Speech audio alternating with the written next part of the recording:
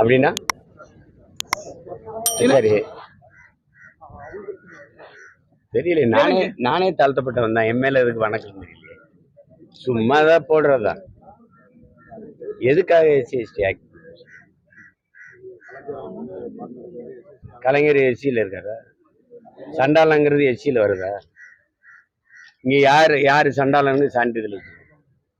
சண்டாளன்னு பைபிள்ல இருக்கு, சண்டாளன்னு கந்த சிருஷ்டி கவசத்தில் இருக்கு, சண்டாளன்னு திருமந்திரத்துல இருக்கு, சண்டாளன்னு கம்பராமாயணத்துல இருக்கு, சண்டாளன்னு இவங்க வச்சிருக்க அகர முதலியில பாடம் இருக்கு. இதுக்கு மேல எங்க தாத்தா ராமலிங்கம் வந்து நாமக்கல் கவிஞர் வந்து பாட்டா பாடியிருக்காரு. சண்டாளன்னா யாரு? தாயை பழித்தவன், தந்தையை நிந்தித்தவன், இவனெல்லாம் சண்டாளன்.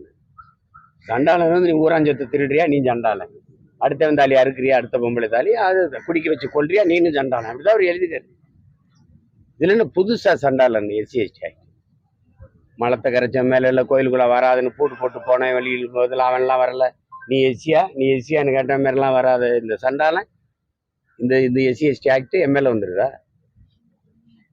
என்னை சமாளிக்க முடியல. எதுலையாவது ஒன்று போடணும், அவ்வளோதானே. கைது நடவடிக்கை ஜாலியா இருக்கு. வேற ஏதாவது உருப்படியா? இப்ப இந்த ஃபார்முலா 4 பந்தயம் கார் ஓட்டுற பிள்ளைகள் யாரு? விளையாட்டு யாருக்கானதா இருக்கணும்? என் காசுல இங்க பாருங்க, என் காசுல சிற்றூர்கள்ல படிக்கிற பிள்ளைகள் நாங்க படிக்கும் போதெல்லாம் விளையாட திடல் இல்லை. எங்களுக்கு ஓட முடியாது, ஒண்ணும் முடியாது. கபடி மட்டும்தான் ஆட முடியும். ஏன்னா எங்களுக்கு சின்ன திடல் போதுமானதா இருந்தது. ஆனா கைவந்து பந்தோ, இறகு பந்தோ, கால் பந்தோ, ஐயா கவனிங்கய்யா, ஓட்டமோ ஓடி பழகிறதுக்கு எங்களுக்கு வழி இல்லை. ஈட்டெறிதல், குண்டெறிதல்.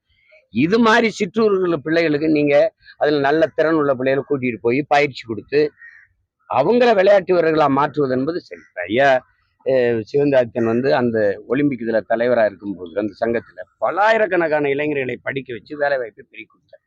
அவர் இறந்ததுக்கு அதிகமா அழுத மக்கள், நாம் அந்த மரணத்துக்கு போனவன் விளையாட்டு வீரர்களும் இஸ்லாமிய மக்கள் தான். அவ்வளவு செஞ்சிருக்காரு அவர். அது மாதிரி ஏதாவது செஞ்சீங்களா? சதுரங்க விளையாட்டு யார் விளையாடுவா? சரி, இந்த கார் பந்தயம் ஓட்டுறவன் யாராவது உங்கால் இருக்கானா? நம்மால் இருக்கானா? திருநெல்வேலி, தூத்துக்குள்ள யாராவது ஓட்டுறானா? அந்த காரை என்னைக்கா பார்த்துருக்கீங்களா நீங்க? ஐயா கார் ஓட்டுறாங்க, அதுக்கு திடல் இருக்குல்ல, சோழாவரத்தில் அங்கேயே ஓட்ட வேண்டியதானே. பொதுமக்கள் 2 மருத்துவமனை இருக்கு, அரசு மருத்துவமனை. நாங்க சொல்றோம், நாங்க சத்தம் போடுறோம், எல்லாரும் சொல்றோம். அதுல ஐயா எடப்பாடியும் சொல்றாரு இது வேண்டாம் அப்படின்னு. அதுல இப்ப ஐயா அன்புமணி ஒரு அறிக்கை விட்டுருக்காரு. எங்க பார்த்தாலும் மது விற்பனை விளம்பரங்கள், மது ஆலைகள் விளம்பரம் அங்க வச்சிருக்கிறது. எது இது? மேல்தட்டு மக்களினுடைய விளையாட்டு அது. அது கொளுத்த பணத்திமிர் இருக்கிறவங்க விளையாடுறது. விளையாடுங்க, வேணான்னு சொல்லலை. அங்கிட்டு போய் விளையாடுங்க, ஒரு ஓரமா விளையாடுங்க. தம்பி சிவகார்த்திகேயன் நடிச்ச படத்துல வருத்தப்படாத வாலிபர் சங்கத்துல வரும்ல, ஓரமா போய் விளையாடுங்கப்பா அப்படின்னு. அவ்வளவு போக்குவரத்து நெரிசலை உண்டு பண்ணி நீங்க யாரு என்னை கேட்கறது, யார் என்னை தடுக்கிறதுங்கிற திமிர்ல, பதவி பண திமிர்ல விளையாண்டா நீங்க தரையில கார் விடுங்க, கப்பல் கூட விடுங்க, நாங்க கேட்கல. எவ்வளவு நாளைக்கு விடுவீங்கன்னு பாக்குறோம். இந்த 2 ஆண்டு அவ்வளவுதானே. அநியாயம்ங்க இதெல்லாம். பக்கத்துல சத்யானி முத்து தகுல பேர்ல சாகர்னு ஒரு 3000 குடிசை இருக்கு. அதை எடுத்துக்கதா வழி யோசி. சாலையெல்லாம் சவக்குழியா இருக்கு, குழியும் சாலையா இல்லாம அதை அமைக்க பாருங்க. பல ஆயிரம் பள்ளிக்கூடம் சிதறடைஞ்சு கீழே விழுகுது. படிச்சுக்கிட்டு இருக்கும்போது கீழே விழுகுது. மேற்கொள்ளாத மரத்தை படிக்கிற பல பள்ளிக்கூடம் இருக்கு. 300 பெண்கள் படிக்கிற பள்ளிக்கூடத்துல 2 கழிவறை இருக்கு. இதெல்லாம் யோசிங்க. ஆசிரியருக்கு பணம் கொடுக்க முடியல, காசு இல்லை. ஆனா அந்த பந்தயம் நடத்துறது அங்க இருந்து வருது.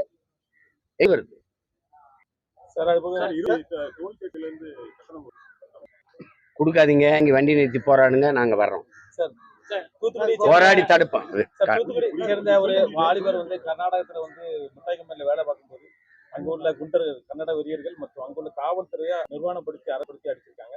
அவர் இப்போ ஜிஹெச்ல என்கிட்ட நீங்க கேள்வி கேட்குறீங்க. இந்தியா ஒரே நாடு, தேசிய இறையாண்மை, ஒருமைப்பாடு பேசுனாங்க. பாரத மாதா கட்சி அவங்க எல்லாம் சொன்னவங்க. ஒரே ரேஷன் கார்டு, ஒரே நாடு, ஒரே தேர்தல், ஒரே கல்விக் கொள்கை, ஒரே வரின்னு பேசுன பெருமக்கள்கிட்ட இந்த கேள்வி கேளுங்க. நாங்கள் தமிழர்கள் என்று பேசினா பாசிசம், இனவெறி, செப்பரேட்டிசம்னு பேசினவெல்லாம் எங்க வெறி வருதா வரலையா? வெறி வருதா இல்லையா? அப்போ தமிழன்னா நீ அடிப்ப, நான் கன்னடர்னா அடிக்கிறேனா? அப்ப நான் ஜனநாயகவாதி, நான் மட்டும் தேசப்பற்றாளன், நான் மட்டும் இந்தியன், நீங்க எல்லாம் அவனா இருப்பீங்க. இது என்ற கேள்வியே கூடாது. உங்க எல்லாருக்கும் அந்த உணர்வும் கோபம் வந்ததுன்னா நாங்க நேரம் ஜெயிச்சப்போ நாட்டாண்டு இருப்போம். அவன் தொட பயந்துருப்பான். அமெரிக்கா போயிருக்காரு சார். ஒரு மில்லியன் அது பொருளாதாரம் வந்து ஒரு ட்ரில்லியன். இதுக்கு முன்னாடி பல நாடுகளை பார்த்துட்டாரு, இதை பார்க்காம இருந்திருப்பாரு. சரி ஒரு வேளை போயிட்டு வரணும். சார் இந்த பாலியல் புகார் ட்ரில்லியன் பில்லியன்லாம் பேச்சுக்கிறீங்க. நீங்க உங்க மனசான்ற சொல்லிட்டு சொல்லுங்க.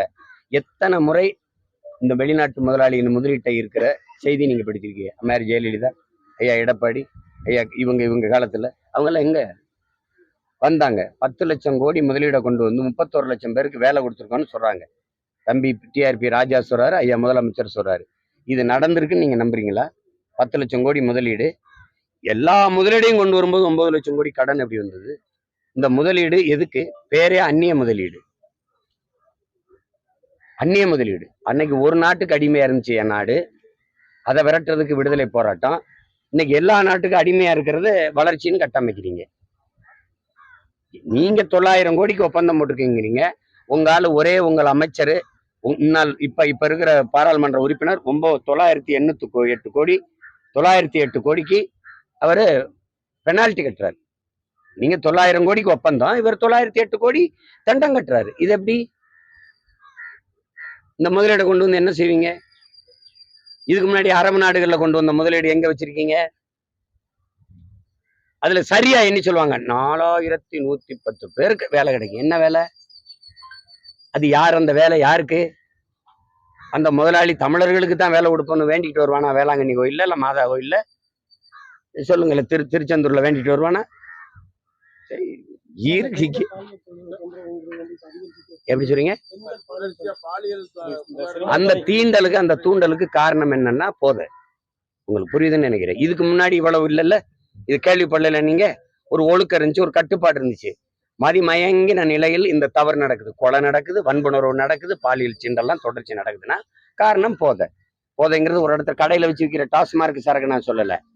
கொக்கைன், கெராயின், அப்புறம் இன்னொன்னு இந்த மெத்து, மாத்திரை, ஸ்டாம்பு, ஊசி, அதுக்கப்புறம் கடைசி போதை வந்து இந்த பாம்பு கடி.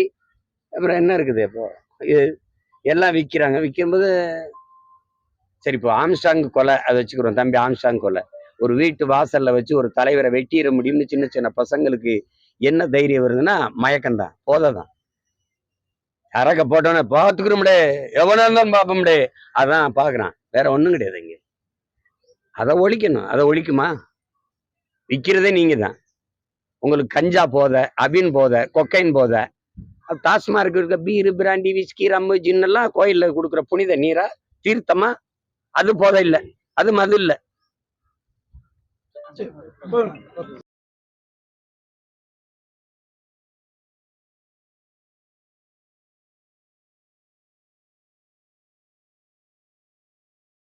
தனிச்சு போட்டிடுறேன்.